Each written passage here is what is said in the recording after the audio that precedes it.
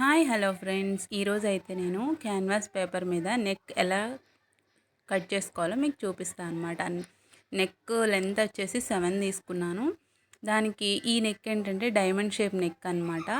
ముందు ఒక 5 ఇంచెస్కి ఇట్లా రౌండ్ షేప్ తీసేసుకొని నేను షోల్డర్ వచ్చేసి 3 తీసుకున్నాను ఫ్రెండ్స్. 3కి ఇట్లా కొంచెం 1 ఇంచ్ వెడల్పుగా ఉండేలా తీసుకోవాలి, ఎందుకంటే క్యాన్వాస్ని మనం వేరే క్లాత్కి అతికించుకోవాలి కదా. తర్వాత 5 తర్వాత 1 ఇంచ్ 1 ఇంచు అవి 2 ఇంచెస్ ఉంటుంది అనమాట. దానికి మధ్యలో తీసుకొని ఒక హాఫ్ ఇంచ్ ఆ గీత మీద తీసేసుకొని దీనికి డైమండ్ షేప్ అనేది గీసుకోవాలన్నమాట. ఇక్కడేమో దాని లెంత్ వచ్చేసి 2 ఇంచెస్ అనమాట. ఇట్లా తీసేసుకొని ఇట్లా షేప్ ఇలా డ్రా చేసుకొని దాన్ని రౌండ్ తిప్పుకోవడమే. పైన ఉన్నది మాత్రం రౌండే అనమాట.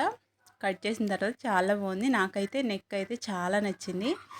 మీకు దీన్ని ఏం చేయాలంటే ఇట్లా నీట్గా కట్ చేసేసుకొని దాన్ని క్లాత్కి అటాచ్ చేసుకున్నాక చూడండి, చాలా బాగుంది. ఈ నెక్ అయితే భలే నచ్చింది నాకు. నా డ్రెస్కి కూడా అటాచ్ చేసుకుందామని మెయిన్ ఇది కట్ చేస్తున్నాను అనమాట. ఎవరైనా రాని వాళ్ళు ఉంటే క్యాన్వాస్ మీద కొంతగా అందరికీ ఒకేసారి రాదు, నిదానంగా నేర్చుకోండి. చాలా బాగా కుదిరింది. చూడండి, డైమండ్ షేప్ నెక్. ఈ నెక్ నేను చాలా రోజుల నుంచి ట్రై చేద్దాం అనుకుంటున్నా, కానీ ఏదో ఒక నెక్ పెట్టేసుకుంటున్నాను.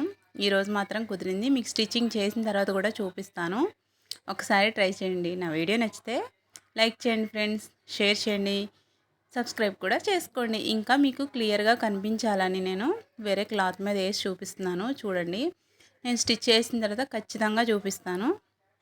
ఇట్లా రౌండ్గా తిప్పేసుకొని చూసారా ఎలా వచ్చిందో. ఈ నెక్ అంటే నాకు చూడగానే నచ్చింది, ఎందుకో సింపుల్గా ఉంది, క్యూట్గా కూడా ఉందనేసి ట్రై చేశాను. నేను వేరే క్లాత్ మీద వేసి చూపించాను. చూడండి, బాగుంది కదా, చాలా బాగుంది. డైమండ్ షేప్ నెక్ అనమాట ఇది. దీన్ని డైమండ్ అంటారు.